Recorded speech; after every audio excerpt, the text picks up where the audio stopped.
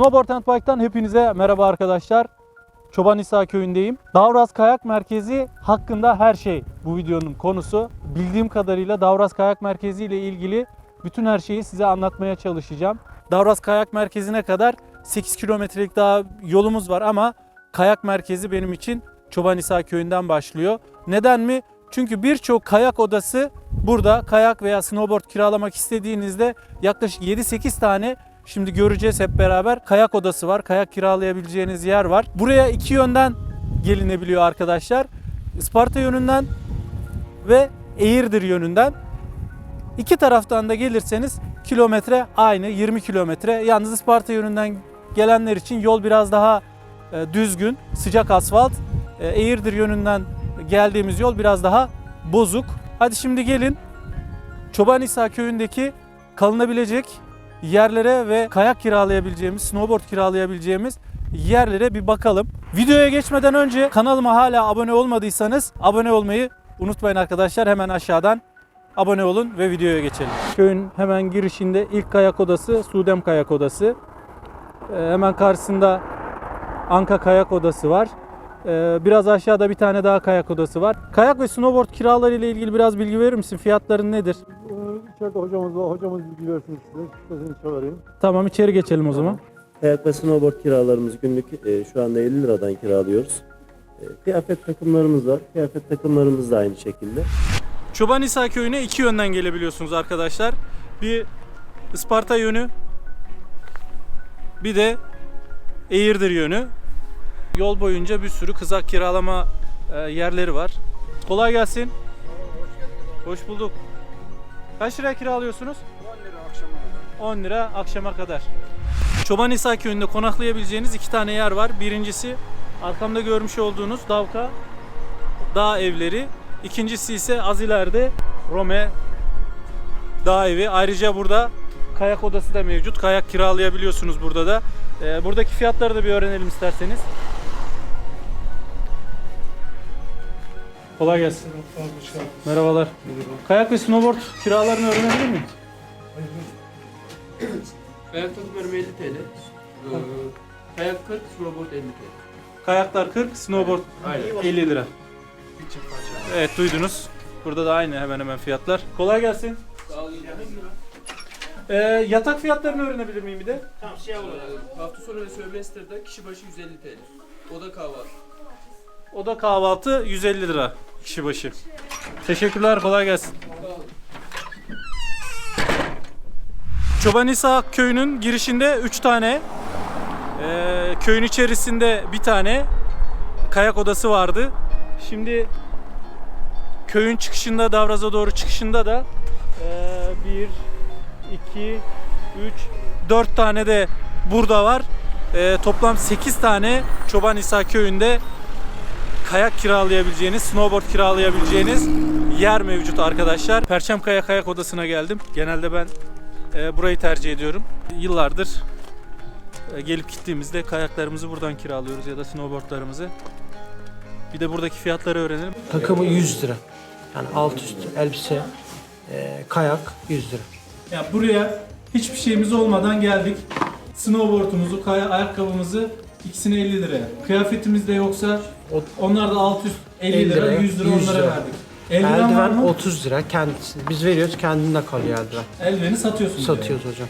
Perçem Kayak Odası'nın karşısında bir de Kayı Kayak Odası var. Bu sene yeni açılmış. Bir de oraya girelim, oradaki fiyatları öğrenip daha gidelim artık. Kayaklarımız 50 lira, snowboardlarımız 50 lira. Elbiselerimizi bu yıl açtık. 25 solopet, 25 ceket. Kayaklarımız eski sezon 40 lira, snowboardlarımız eski sezon 40 lira. Artık Davraz Kayak Merkezi'ne çıkalım.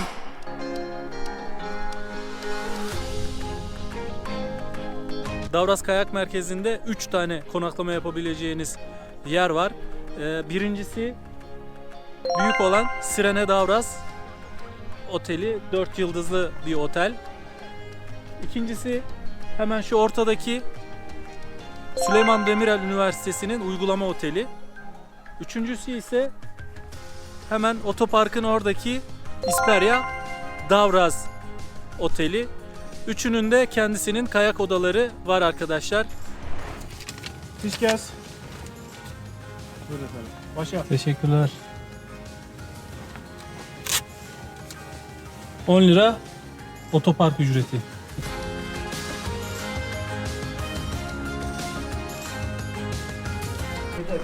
Şu arkamda görmüş olduğunuz günübirlik tesisi yeni açıldı. Geçen yıl yoktu, bu yıl yeni açmışlar. Günübirlikçiler dediği yukarıda kayak, snowboard yapmayan, buraya sadece kızakla kaymak için veya görmek için, gezmek için gelenler. O burada günübirlikçi diyorlar onlara. Şu görmüş olduğunuz yerde kızakla kayıyorlar ve burayı görüyorlar. Burada da ayrıca kızak kiralayan yerler var. Ne kadar kirası? Saati 10 lira. Kayak merkezindeki kızakların kirası da saati 10 lira. Köyde kiralarsanız günlüğü 10 liraydı. Tabi buraya gelince fiyatlar normal olarak yükseliyor.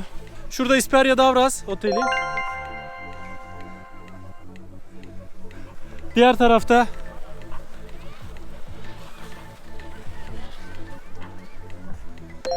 Sirene Davraz Oteli. Şu orta arkada da Süleyman Demirel Üniversitesi'nin uygulama oteli var. İsperya Davraz Oteli'nin kayak odası hemen 1. telesiyejin başladığı yerde. Sirene Davraz Oteli'nin kayak odası ise otelin içerisinde. Süleyman Demirel Üniversitesi'nin uygulama otelinin kayak odası da muhtemelen, hiç girmedim oraya, otelin içindedir. 3 tane daha kayak odası var burada. Köyde 8 taneydi, toplam 11 tane Davraz'da kayak ve snowboard kiralayabileceğiniz yer var arkadaşlar. Ski pass'lerinizi alabileceğiniz tek bir yer var. Orada da genelde yine sıra oluyor. Şu arkamda gördüğünüz gibi 2 tane gişe var. Bu gişeleri de göstereyim. Burada hafta sonları ve sömestrde böyle hep kuyruk oluyor. Önümüzdeki seneye inşallah bitirirler. Yeni bir telesiyej yapıyorlar. O bittiğinde inşallah seneye bu kalabalığı görmeyeceğiz arkadaşlar. Burada ayrıca bir kafeterya arkamda. Bir de kayak odası var. Eski sezon kayak 30 TL, yeni sezon kayak 50 TL. Eski sezon snowboard 40 TL, yeni sezon snowboard 60 TL.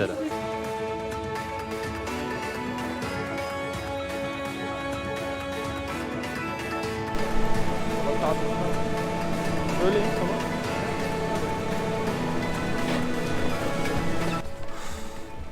Sonunda binebildik. 1. telesiyej 1211 metre uzunluğunda, 134 tane koltuk varmış. Şöyle etrafı göstereyim.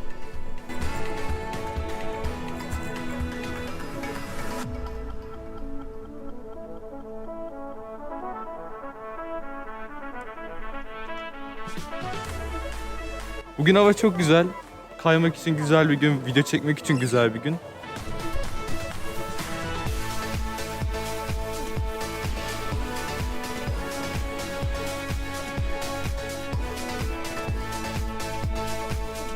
Yaklaşık 12-13 dakika sürdü telesiyejle buraya çıkmamız. Şimdi 2. telesiyeje geçeceğiz. Burada ayrıca bir tane kafeterya var. Şu arkamda gördüğünüz kafeterya. 1. telesiyejin başında bir tane kafeterya vardı. 1. telesiyejin bittiği noktada da bir tane kafeterya var. Buradan ister bu taraftaki pistten, burada biraz daha eğim az. İsterseniz şu diğer taraftaki, arada bir sürü değişik pistler var. Bundakiler biraz daha dik. İsterseniz buralardaki pistlerden aşağıya doğru kayabiliyorsunuz arkadaşlar. Ayrıca buradan Eğirdir Gölü'nü de görmek mümkün. Manzara mükemmel. Buranın şu anda rakımı, buraya Sümbültepe diyorlar şu yukarıdaki yere, 1965 Sümbültepe'nin rakımı arkadaşlar. Aşağısı 1650 metrelerdeydi. Burası 1965. İki nolu kafe burası. İki nolu kafenin içerisi bu şekilde.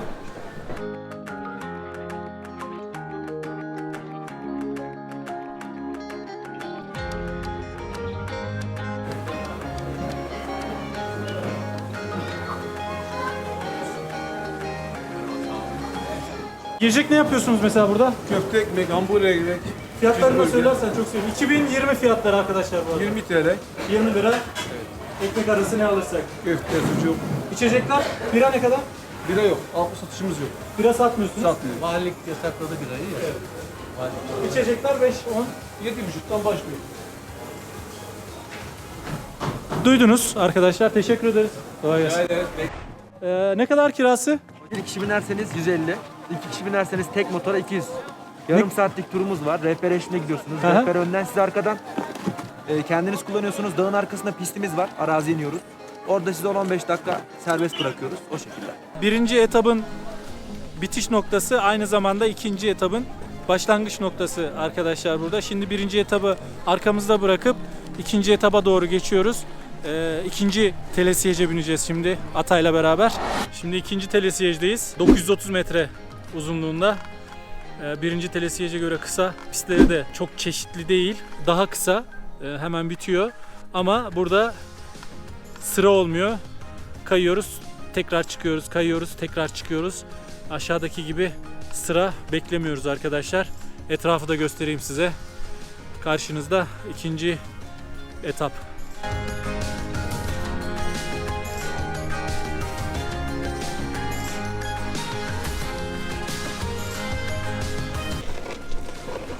Kolay gelsin. Merhaba. Gördüğünüz gibi ikinci telesiyejin aşağı indiğimiz kısmı burası ve hiç sıra yok. Hemen sıra beklemeden telesiyeje binip yukarı çıkabiliyoruz. İkinci etabın pistleri bu şekilde. İkinci etaptaki pistlerde en dik alan şurası. Şu iki yer. Bol kar olduğu zaman da çok zevkli oluyor. Aradan istediğimiz her yerden kayıyoruz.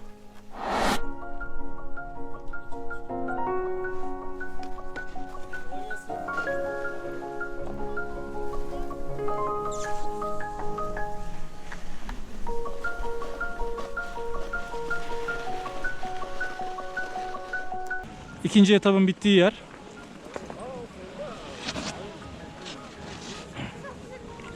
Bubble etabı yukarıda.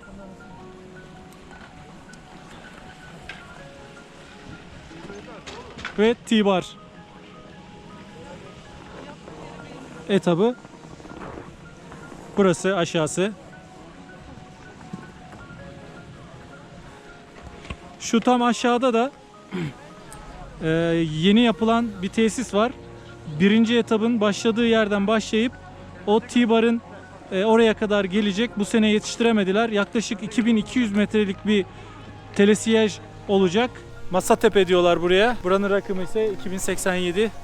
Buradan şimdi bir bubble'a çıkacağız. Yukarıdan da manzarayı size göstereyim.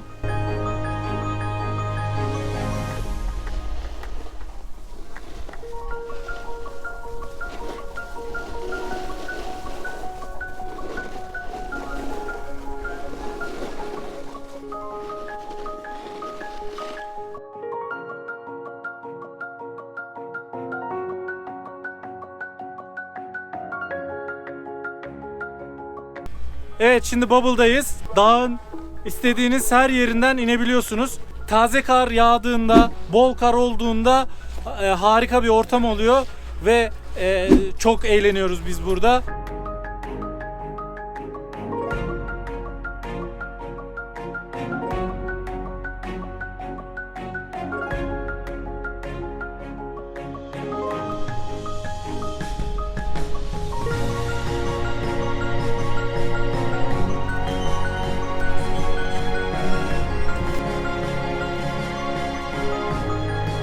Kayak tesisinin son noktasındayız.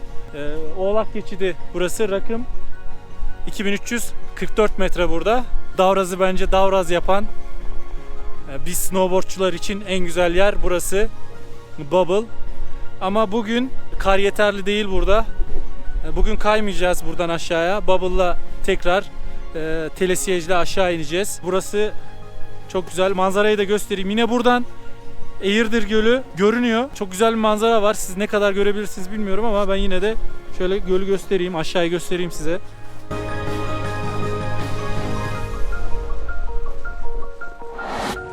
Şimdi Bubble'dan indik. Bu arka taraftaki yol. Şimdi Atay'la beraber T-Bar'a ineceğiz.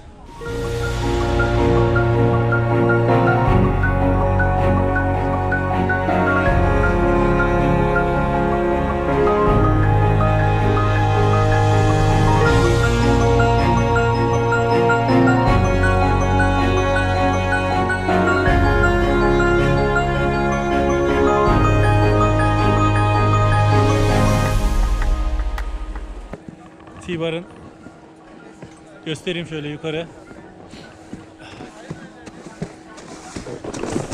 Burada ayrıca üçüncü bir kafe daha var. Arka tarafında. Mola vermek istediğinizde T-Bar'a inip T-Bar'daki buradaki kafeye de gelebilirsiniz arkadaşlar. Bu T-Bar'dan yukarı çıktığımızda ikinci telesiyejin bittiği yerle birleşiyoruz. İstersek buraya yukarı çıktıktan sonra ikinci etapta da kayabiliriz. Tekrar yine T-Bar'a da inebiliriz. Veya da Bubble'a çıkmak istersek Bubble'a çıkabiliriz. Bizim dağa geldiğimizde en çok vakit geçirdiğimiz alan buralar. T-Bar, ikinci etap veya Bubble. Üçü arasında istediğimiz şekilde kayıyoruz. T-Bar'ın uzunluğu 623 metre arkadaşlar. Sevmiyoruz T-Bar'ı ama yapacak bir şey yok. Buralardayken mola vermek istediğimizde ya birinci etapın sonundaki kafeye ya da şu arkamda görmüş olduğunuz kafeye gelip mola veriyoruz. Tutma yeri çok kısa olduğu için herhalde rahat edemiyoruz. Biz burada geçen Murat Dağı'ndaki T-Bar daha rahattı. Buradaki çok rahatsız ya. Böyle kayıp gidiyor bacağımın arasından.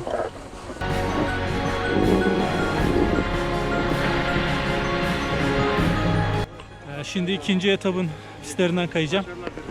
Bakalım ikinci etap beğenecek misiniz?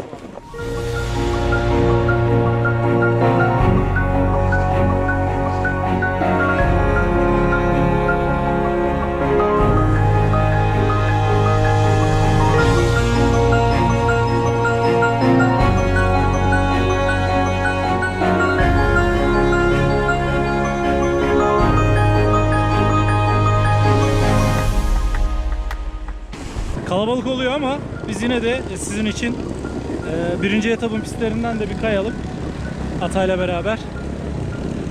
Bakalım pistleri beğenecek misiniz?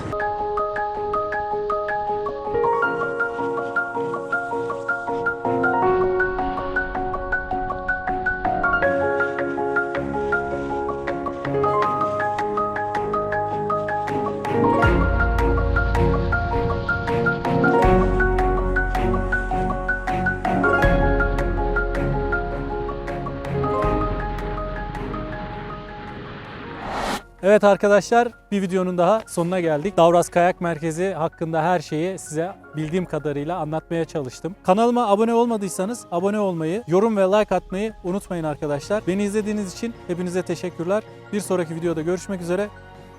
Hoşça kalın. Like you, be strong to hold the powers of the sun.